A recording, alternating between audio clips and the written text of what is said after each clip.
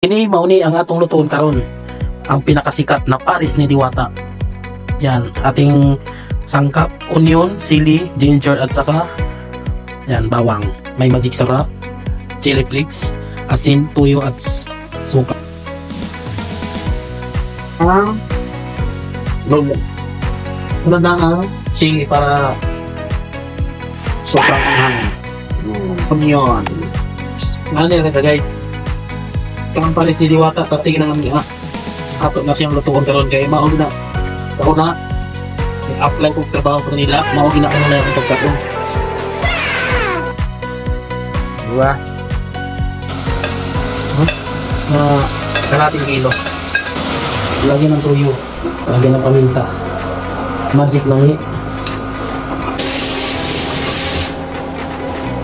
atay ng tabaw na 1 litro pan